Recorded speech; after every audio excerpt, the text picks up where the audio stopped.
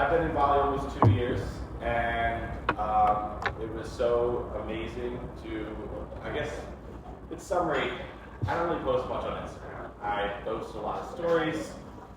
I literally just try to drip feed my life of how I love living here. I was in New York for 9 years, very depressed, stressed, overworked. And I put on my stories like what my life's about, you know, dancing to rap songs, and going to the beach, and going to the circus, and that was all just to help people in America get the fuck out. Like, you don't have to live that life. I mean, you guys are all here, you're all from different countries, but I did enough drip feeding of Instagram stories where I was able to convince my pretty much brother, I don't have a sister, but I have a lot of brothers, and so I convinced my brother Nico to get the fuck out of New York and Brooklyn and come to Bali for a few months while he goes back to school online, and he's the first one that's visited in like 4 or 5 months, and he's my photo mentor, my older brother, my old roommate, and I was his photo assistant for many years in New York, and so it's gives me great pleasure to have him be here, and you know, we're editing stuff together until 3 a.m. and swapping ideas just like we did when we were in Bushwick, Brooklyn, and listening to Khruangbin and watching SNL and tennis between editing sessions. So my background's more photo and video. His is strictly photo. I started working with him through one of my exes who was a fashion designer, and we got connected through Ashley, and pretty much, you know, whenever he had a job, he was always wanting to hire me and be his little digitech photo assistant, set up the lights, but he convinced me, or he showed me this, so this is the photo I took. You know, this is probably, what, Nico, like 7 years ago? Probably six, about 6 that, years yeah. ago. That's Talia, one of our favorite models we'd like to work with. We did some really cool shoots with her, and she was always fun to work with, and you know, he usually takes a photo of me for the test shot to make sure the lighting's right, the strobes, the backdrop, but you know, sometimes he wants to jump in the model too, so he'd let me hold the camera and snap a few photos. So that's one of my photos I took very, very long ago, and Nico kind of showed me another way, and this is not to solely shit on Adobe and Photoshop. I know generative fill is incredible, but I know there's a lot of people in Bali who are either taking a gap year or trying to figure stuff out, and you know, if you don't have like 3 villas that you're trying to flip, you know, you're in Bali to save money. So this is a lesson to teach people that, you know, Adobe is great. You know, Nico still uses Adobe. I don't, but Nico still uses Adobe, and it's great in a lot of aspects, but I don't think it's amazing for everything, and there's a reason why I use this other program, and he showed me this other program, and it's basically the tethering capabilities, the processing of the RAWs, the exporting, and a lot of things about it make it amazing, and I literally paid $287 for it 5 years ago, and I've never got the updates or done anything. So over a course of many years, you're paying close to, you know, $250 to $300 to, you know, close to $600 if you want all of Adobe softwares, and that's reoccurring. And so if you divide like $287 by 5 years, like I'm getting an amazing bang for my buck for this one program. And I also do this with an editing software for video, which I love, DaVinci Resolve. The color grading is incredible. So why edit in Premiere just to export to color grade it in DaVinci when DaVinci has some amazing editing software as well? Like I learned Avid in high school, I learned Final Cut in college, I learned Premiere after college. So it's like, what is one more software to learn if the editing capabilities with color grading far exceed everything else, and there is some I'm going to do another course on DaVinci, but we're going to talk about Capture One, and I really like it because of let's see, let's just go through some of these photos. I took these photos, these are some of my photos that are actually in vogue. I shot this designer, and I've learned Capture One because of this, and you know, all I do is a few things with like whitening the eyes, working on the iris, doing some healing, and I've loved it ever since. And Nico has showed me that. But the best thing about, I think, Capture One, and if you guys want to search Capture One right now, I'm telling you the program. If you want to download it, there's a free trial.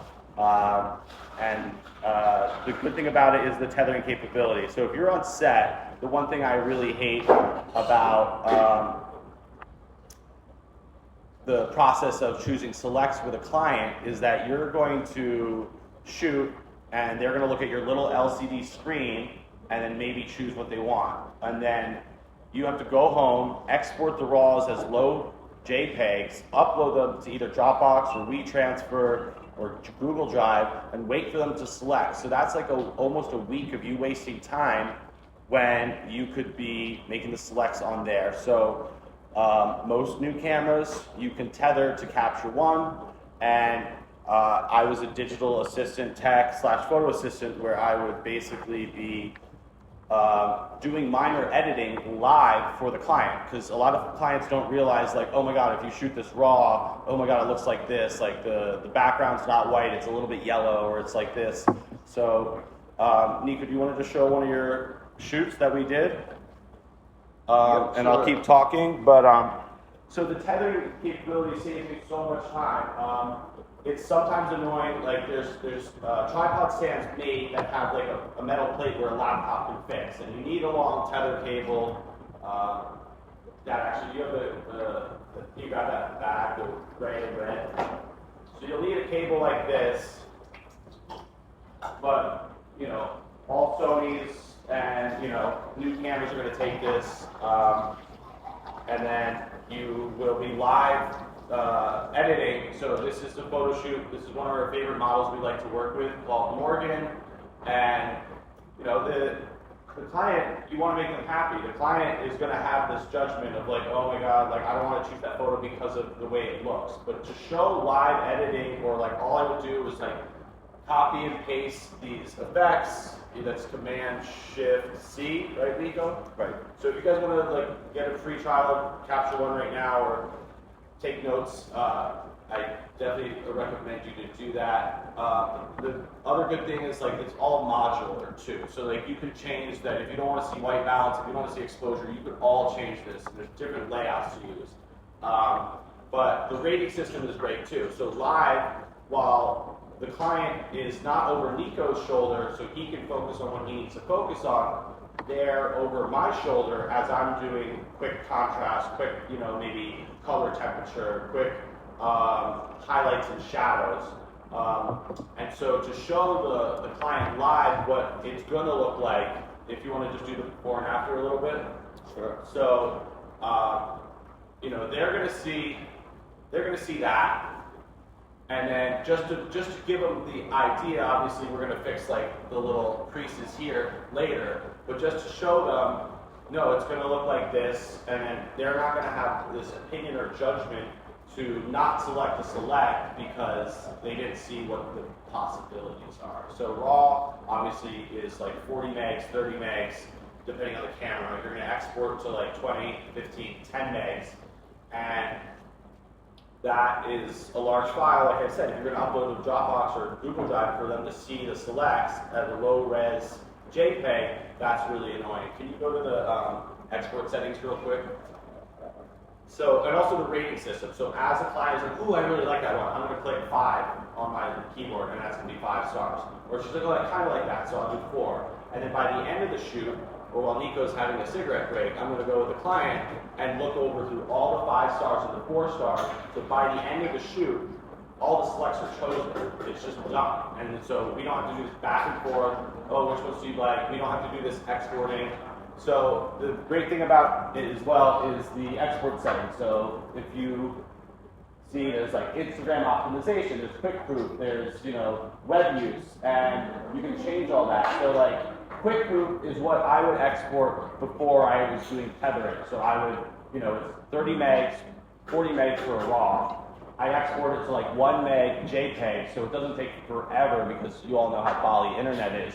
To upload all these images, you know, you shoot like 300, 400, 500, 600 shots in a shoot.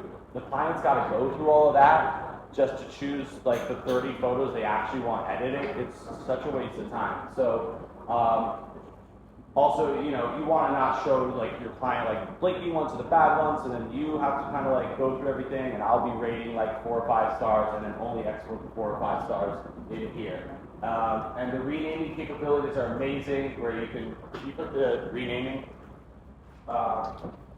So you just have the job name, and then you have the file name, image name after. So we're calling this Armarian. That was one of our clients, and it's calling it October. And basically live too, if like we know these are one look and she wants to call like Armarian red dress, you can do a selection, right click it, and just rename it in a way. I mean, look at this. We have like almost 700 photos we shot in this shoot. We really want to export low-res JPEGs just to Dropbox or a drive, just for them to come back to us a week later and be like, yeah, I like these ones. We want to do that live on the spot. But, like, it's not nice to show a client like your tiny little LCD screen on your camera and go through it. I mean, this is what we did too. We immediately looked at our select. I want the selects done. I don't want to do this back and forth. You chose what you liked, and he did a rating system, and we just figured the 4 or 5 stars, which were the best ones, and it's done. But if you can do this live, it really makes your clients happy too. Like I said, you will probably have to get this metal plate and the long wire for having like your laptop on a tripod. Like in photo shoots that are outdoors, these little digitechs are literally under like this like hooded thing, so the sun glare doesn't affect the LCD system. But we did a lot of like studio shoots and like inside, so that wasn't really an issue. And he literally brought his like Mac desktop to the shoots in a big ass hard Pelican case. And we just looked through everything and got it done. So, I don't know, I've talked for a while, Nico. You want to take over just a little bit, give a little background yourself and why you're sure. on Capture One? What we shot a lot together was e-commerce, and I shoot a lot of beauty. A lot of the work is in studio, so it's a very controlled environment. And I've used Capture One probably for about 15 years, since I started shooting Tethered. And what I love about it, and what Will was saying, is you can basically put the adjustments when I take the first test shot. Adjust the exposure, the color balance, what have you. Even sometimes, for example, with these dresses, a lot of them are long dresses, and if the model is not tall enough where it feels correct, I would even keystone it. So the client never even sees what I'm looking at in the camera. They only see what comes out on the screen, which is adjusted. So can you explain what keystoning is for some people who don't know? Yeah, keystoning is basically dragging the image a little bit. So can you show what you can make sure. Let's take this image. And when you select, when you have all those images, when you highlight certain ones, I can highlight 1, 2, 3, 4, 5, 6, and then they'll all pop up. So then quickly, while like Nico's on his lunch break or something, the client will look through those 6 that are very similar, but there's a slight tilt of this, or like the mouth is slightly moved. We can look through those 6 photos when you select 6 photos and just be like, okay, which are the top 2 of these? And then just be done with it.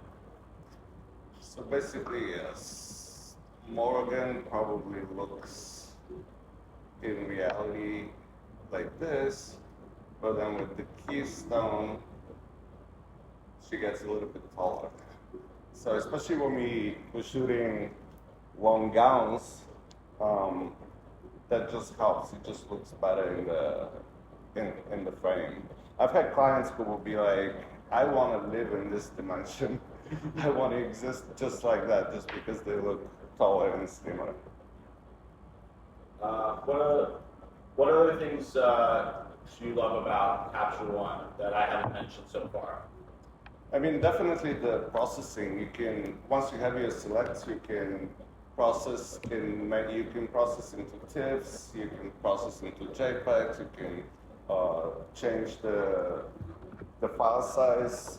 And all at once, renaming. so all those export settings, you can check all these three, and then you just press process, and then it does, and you can rename each one. So like, when I was talking about like the high-res images, the RAWs are like 30 to 40 megs, you're exporting to around 20 to 10 megs. I hate, like, not even clients of mine, when I see somebody else post something on Instagram that's a photo, and I zoom in, and it's fucking pixely, it literally pisses me off so much because people don't understand export settings. And I do the same thing with video. So not even, it's just maybe a potential client or just maybe a friend, I will literally screenshot their Instagram photo, send it to them, and be like, what is this? What is this? And it's because Instagram is going to compress to 4 to 5 megs. Actually, yeah, closer to 4 megs. So you're exporting from 30 megs or 40 megs to a 12 to 15 meg JPEG, throwing it in Instagram, and they're going to do their own version of compression to 4 megs, which is 3 times the quality of it. So when I check one of the export boxes, I make sure there's one that's optimized for Instagram, and it's going to be around 4 or 5 megs max, because I want to do my compression, not Instagram's compression, because it's 3 times smaller. So, you know, obviously I'm going to export stuff in 15 to 12 megs if it's going to be for web use. If I know this client or this person is only strictly social media, I won't even bother sending them a 12 meg, 15 meg JPEG. I'm only going to send them like a 4 to 5 meg JPEG, and then they're just going to be able to post, and it's going to look great, and people can zoom in, and there's not that extra compression. Everyone likes zooming in on Instagram, so think about that. And it's the same thing for video.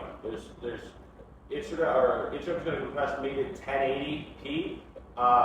So if you shoot a 4K video, it's going to be compressed on its own from Instagram, and you can zoom in, and it's going to be a little cropped or pixely in a way, and just have a little more noise. So think about that. Obviously, there's certain settings for videos that I can get into on another event, but you just got to think about these things. And I've only learned this through trial and error. And you know, there's updates to Instagram all the time, and there's obviously updates with the algorithm. You just have to think about these things that, like, you know, if your photographer or someone you work with turns you in something that's 12 to 15 megs, do not post that to Instagram until you recompress it to 4 to 5 megs. Anything else? Sure. In addition to the file size, something else that I would do is set crop marks. So as the tethered image comes in, my crop is already set. Let's say we're shooting for web, and the Canon Mark 4 or 3 that I shoot with, it shoots in 2x3 frames is the ratio. However, the client wants the images, the assets, to be in like 3x4. So setting that frame as I shoot, like, makes it much easier, because even though I'm shooting a little bit more, say on the top and the bottom in a 2x3 frame, when the image comes out, it's in 3x4 frame. So that's something that I find very useful. Yeah, this is too long for Instagram, right? Right. Yeah, so that's going to be an issue. Another thing that is a cool little trick is probably like using masking. For example, here where I have my little spot where the model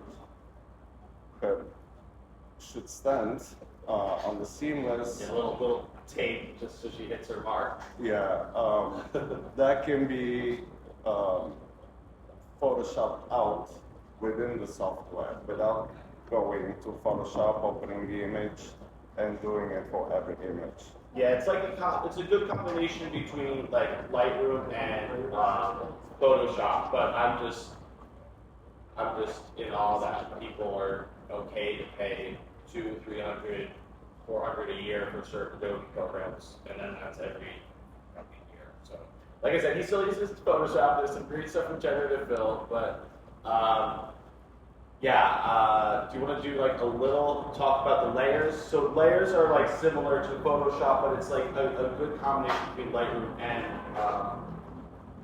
Photoshop if you use those programs.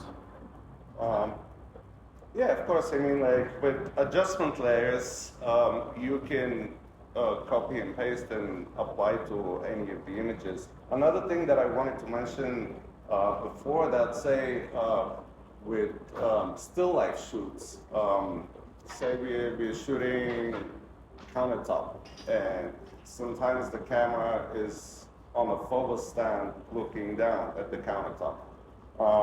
With Capture One, you can, and with the live feature, you can basically shoot from the laptop without having to look in the, through the camera.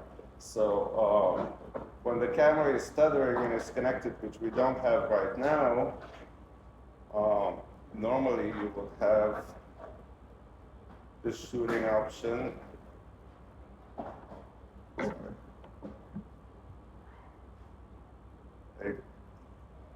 This white circle right here, the camera were connected, and you're going to be able, to take the picture from the laptop without accessing the camera. And, so the camera could be set up anywhere, say it's on a tripod, and the live version gives that opportunity, which I really like about Capture.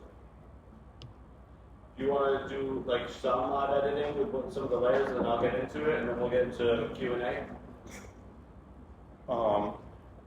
Well, sure. I mean, these are already, they obviously have been edited, but... Do you have any files that have the layers that you could uncheck, or I could do that myself?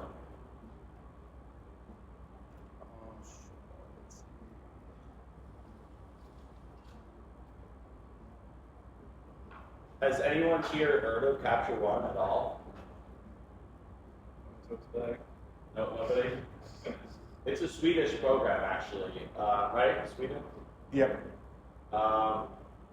Yeah, and it's, if you're like, it's like if you're a professional photographer in New York, you know this. But if you're just like, you know, an amateur, you just think Adobe, which is, I think, funny because it's like, why are you paying that much? But the professional photographer doesn't even use that, and it's obviously still use Photoshop, but it's just like it's funny, the people who don't know a little bit about tethering or a little bit about that, they use a program that really like hurts their monthly's like subscription, like spending, which is kind of funny for me. But like I said, generally Phil, there's a lot of great things about Photoshop. I just want to let people know there's another way, and it's there is a pro version of Capture One. We're not going to like rush over that. They also have a subscription-based model, but I got survived for 5 or 6 years on just a one-time fee usage, just like DaVinci is a one-time fee usage, and DaVinci for editing video. There's also a free version. I'm trying to talk to Capture One. I was emailing them, so if you guys follow me on Instagram and DM me, I will try to get you a discount code. I think they give you a 6-day free trial, but I'm going to see what I could do for people who came to this event. So, Nico, can you show me if I want to go to a new session, I'll just go to the files, right? So, yep. To start a new session? I just want to open mine so I can show live editing. Okay. It's on the desktop. This should be a capture a session folder. That's also good to explain how it works. But basically, all the adjustments, every photo shoot could be a different session. Yeah. So I'm in the first folder, the file thing, and not too much. Okay. So. I'm going to go to desktop, so you can open files this way. I used to do the old way, but I love just going through this file size, seeing where I save something, and then going here, and also in the Finder, if you just go to the Finder and click on the session folder, which is a very light file, you can just do this there, right? Contains, yeah, you can do that too.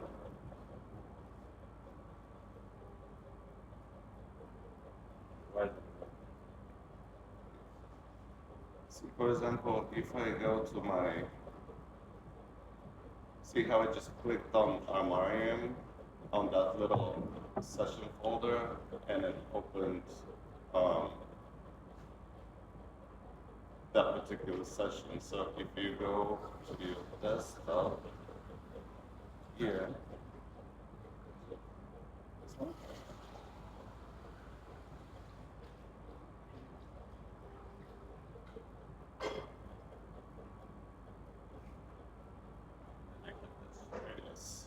And this is the great thing I also love is so it's going to make these folders for you. So when you make a new session, and so this is like Capture One settings. This is the file.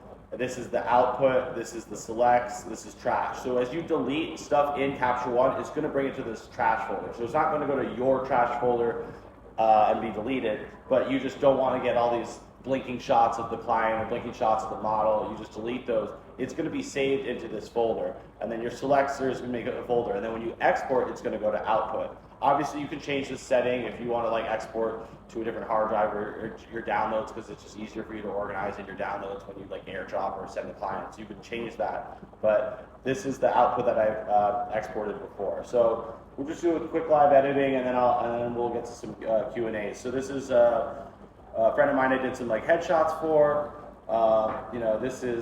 This is the before, this is the after. Obviously with RAWs, you can really pull the highlights. Like it's so bright behind him, but I was able to pull some highlights besides this this top corner here. That it was way too bright.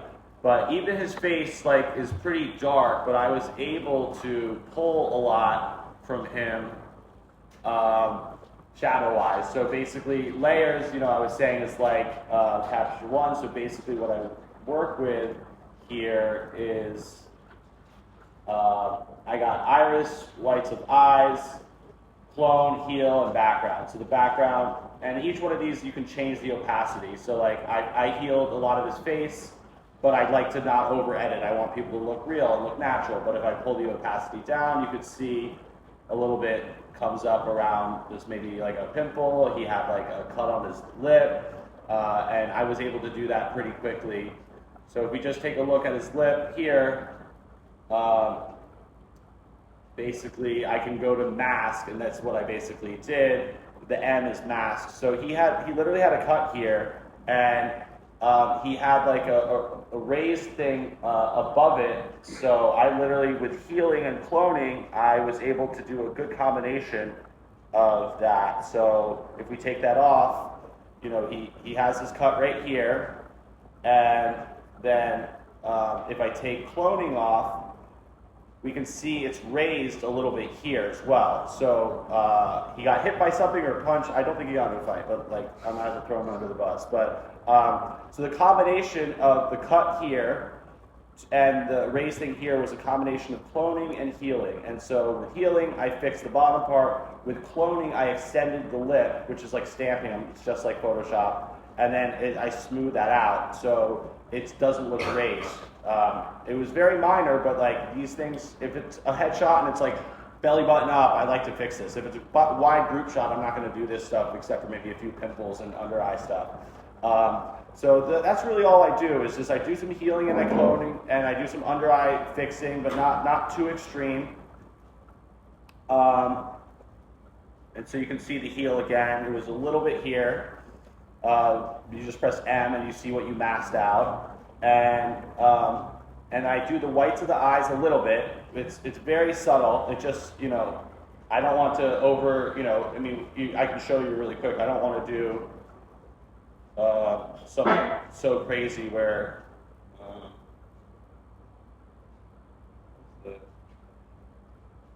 why can't I select the okay, wait, okay.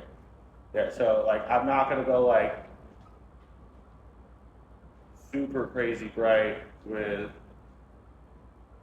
I'm never gonna make it look like that, that's crazy. But like I did a little with brightness, I did a little with highlights and shadows. I put the clarity down, and I just made his eyes just a tiny bit brighter. And if you have an adjustment to, you can change that with opacity as well. See, I have opacity at 40%. So that's at 100. I was like, that's a little too much. let's just bring it down to 40, and I'm happy there with my cursor. And then the iris is one of my favorite things to do. Obviously, I want to brighten them. I want to give them a little more saturation, but I don't want to just mask out the eyes with this brush tool. So basically, you know, that's what that setting is doing. I'm going to Control Z that, and then this is what I did. So basically, I select, you know, the irises or whatever, and then he has a bounce board, so there's a white reflector in there, so I didn't want to select that. So I went back to erase it with this erase tool here, and go back to here, and then if you right-click the eraser or the brush, you can change the settings. So basically, I changed the opacity and the size and the hardness and the flow, and so there's pockets of his iris where I had eraser at 40%. So pockets of his iris are going to be more brighter and saturated, where some of it's going to be lighter and not as strong. So your eyes aren't one color. There's pockets of where it's a little more orange or brown. There's pockets where it's a little darker, you know, like, you know, Mars or something. If you ever go to like Bali, they do amazing iris photography, and you can see really how cool everyone's eyes is. So this is a very natural effect, and I'll take the mask off. And, you know, I could have gone more extreme, and he was making a joke about it. It's like, oh my God, my eyes look like the eyes from like Twilight, you know, like fucking the vampires there. So from here, you can see there's like some pockets where it's a little bit brighter, and then it's not brighter because I didn't just mask the iris. I did these lines with opacity of the eraser tool a little less, and so obviously zoomed out, it looks pretty cool to me, but it's not like too bright. So like I said, before and after, this was before, this was after. This only probably took me 5 or 10 minutes, the whole thing, from start to finish. And the great thing is, if the lighting's similar, I'm gonna copy the effect with this tool, and then I can apply it to the next thing. And then I will go back in to do the irises, do the whites, do the healing, do the masking. But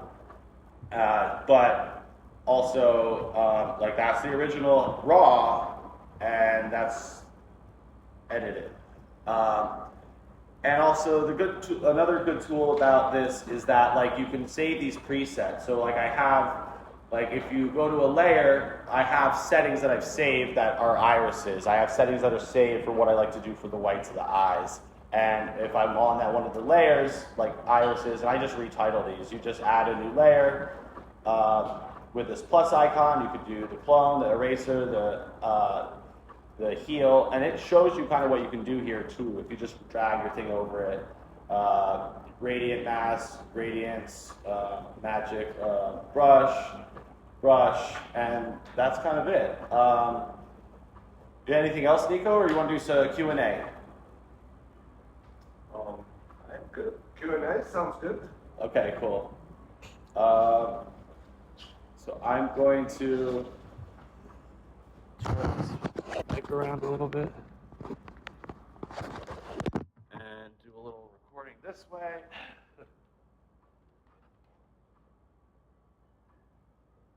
And yeah, anyone's got any questions? How is this compared to Lightroom? It's like a combination of Lightroom and Photoshop. Okay. Would you say? Yeah. And you can compress it to like a smaller file for Instagram? Yeah. So we'll go back to the export settings.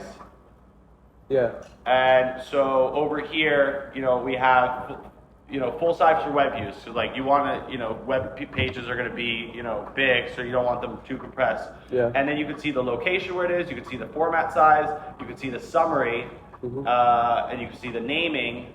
And then you just go up and you would just click process, or process down here, export down here. But it also gives you like a summary too, like this, you know, whole full size quality. This is going to be, it says down here, 8 megs. For Instagram optimization, it's going to say 1 meg. I don't like to compress it that much. I'm going to actually unselect Instagram optimization and click web use, and I'll just bring the quality down here until I see it around 4 megs. Or you see, this even says 2 megs. So I'm going to do my own thing from here, uncheck this box. What you're selecting on the orange is what you're changing down here, but you can literally select all of these, and it's going to export it in 1, 2, 3, 4, 5, 7 different ways. But, so that's the amazing thing. You could select all your photos. I only selected once, but most of these will be over here if you select more than one. But for like web use, I'll click this. It still says 2 megs. Wow, that's interesting. So full-size, high-quality image. Yeah, that says 8. So from 8, I'm going to drag this down from 100 until I see it at 4. So at 84% quality, the file size is 4. So that to me is good optimization. I don't love to use Instagram optimization here because it says it's 1 meg, and I want people to enjoy that crispiness when they zoom in.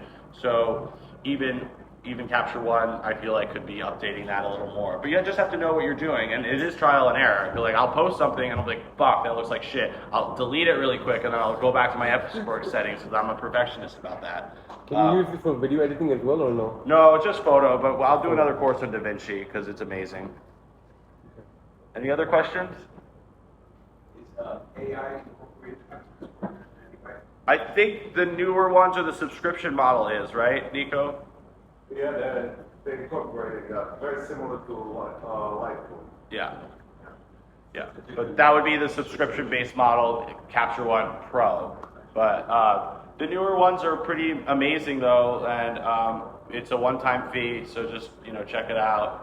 I think you get 3 devices, so if you and a friend want to like split it, you have 2 laptops together and 1 desktop together. It's like you can get on one activation code, I think with 3 devices. It's like kind of like Netflix when they kick people off if you only have like 1 or 2 devices. Yeah.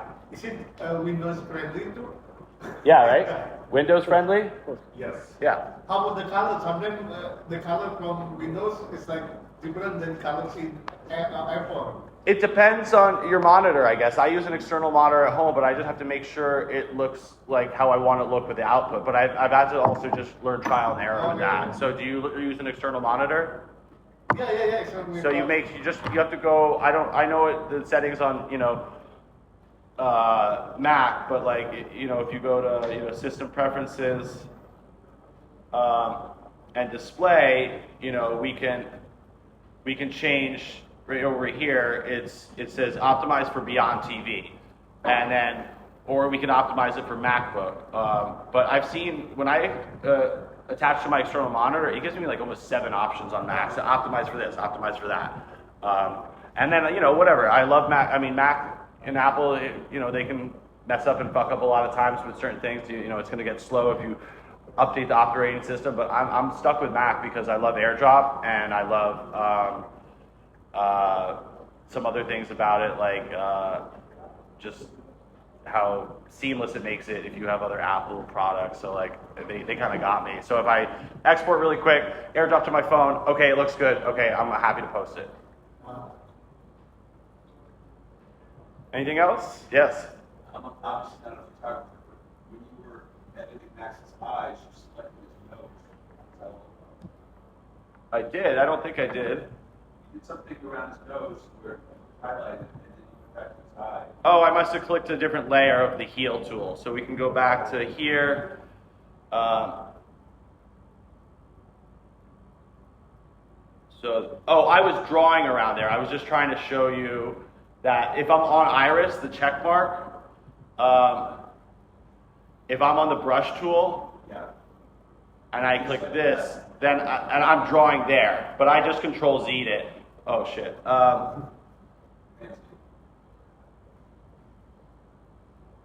I think I pressed Command A. That's so interesting. Okay, so yeah, I was just trying to show you that if you're on iris, that whatever you brush in red and it's going to show you it, that's going to do that. So basically, that is the effect that was on his eyes. The effect on his nose was on his eyes.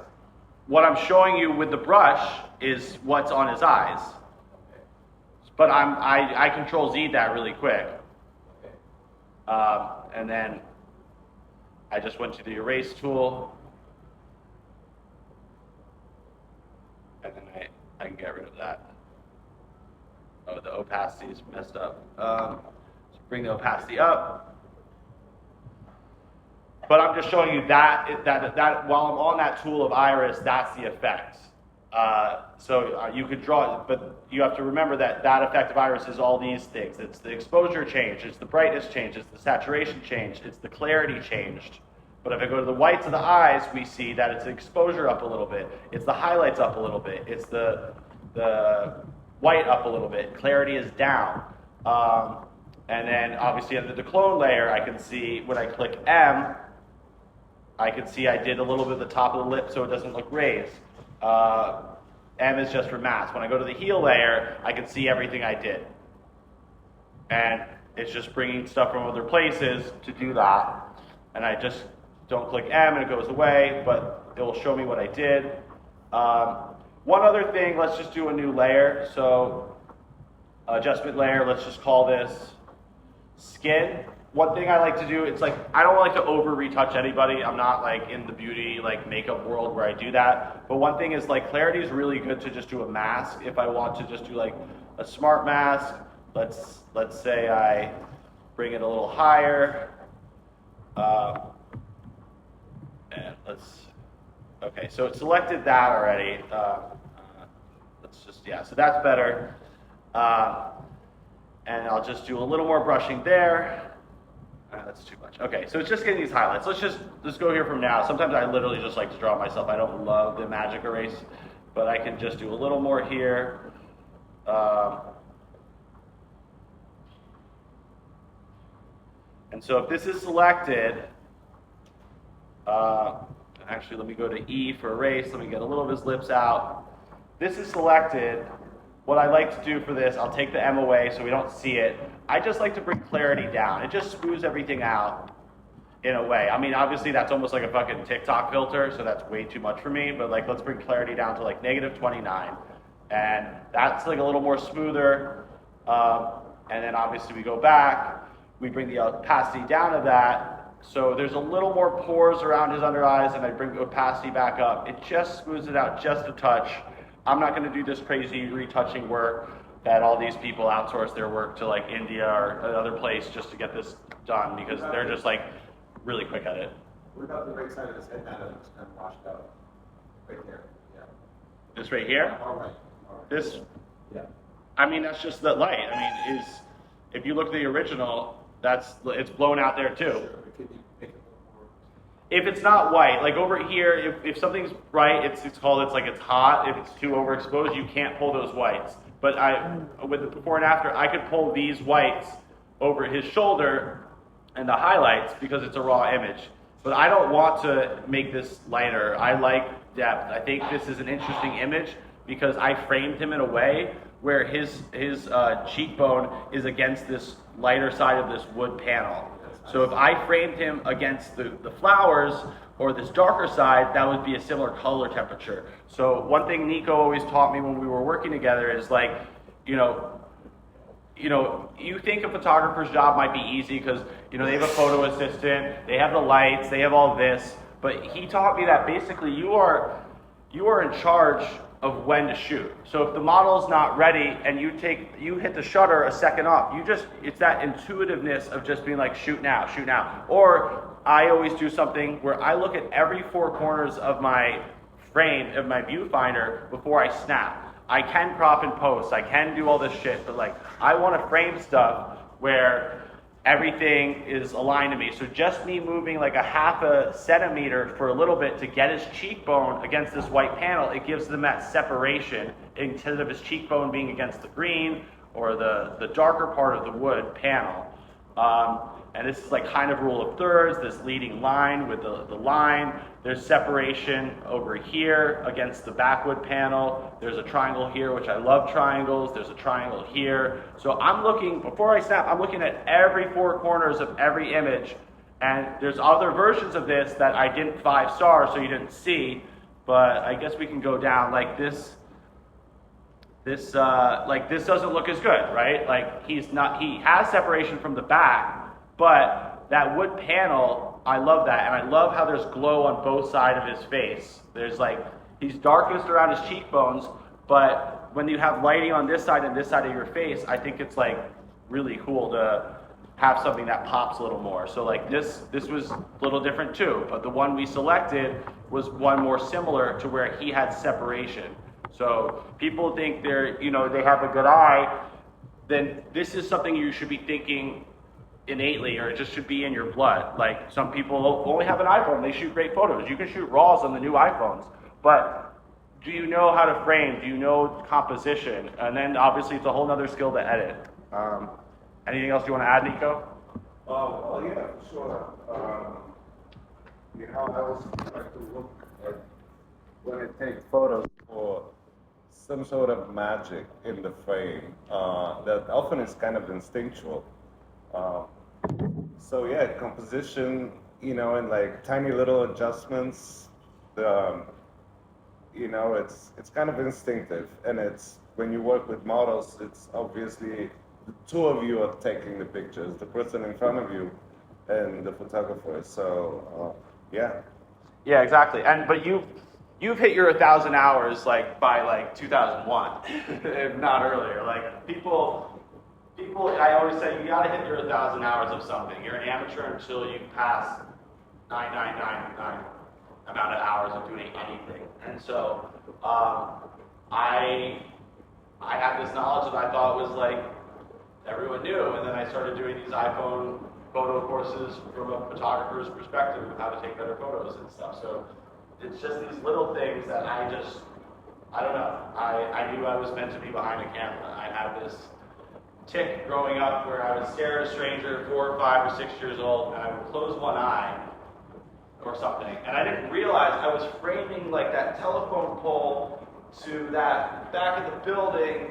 This is a lens and this is a lens, and you have a combination of those two lenses. But if you close one eye, this one's 3 centimeters apart from that eye, or some people have closer eyes than others. But basically, that's what I was doing. And then when I picked up a camera, it made sense, and I love framing. I love leading lines. I love triangles. You want to make something interesting. I'm never going to take a headshot of somebody where he's straight, flat on. What we've created as mankind is squares and rectangles and these shapes.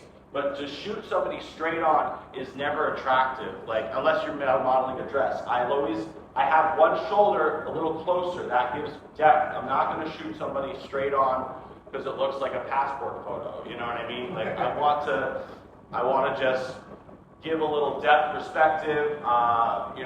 Straight on shots are nice. I think we did some good ones the other day, but we made the lighting interesting where he had light on one of his cheeks, and there was a bounce board that created light from the opposite side. So it gave separation to Bali. Can I show you your photos?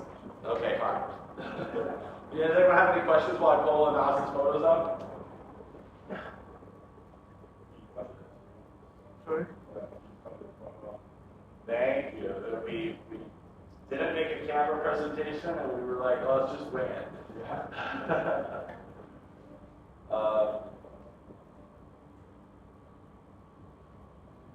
Is that presets for your lights? Yeah, so I save one for irises, I save one for whites. But does it give you a base preset? No, when I have a preset, this is on my dad's computer, so when I have a preset, this is not the edited one, so I gotta back up. When I have a preset here, if I have this, I can right-click it and save adjustment style as body mask from Format your own presets on it. Right? yeah, or apply adjustments for built-in style. So save adjustment as a style, and then I can make and I can call it irises or whites the eyes, and then I can go back to a different layer and then just add that preset. So, right? It's called style, right? Am I right about Yep. Yeah, right. There's different names for everything, of course. I'll show you your headshots. But we can wrap it up if you guys are good. If there's any other questions or you want to follow me and Nico on Instagram, feel free to talk to us. Like I said, I'm trying to get everyone a discount code for Capture One. And if you DM me and follow me, and thank you guys for coming.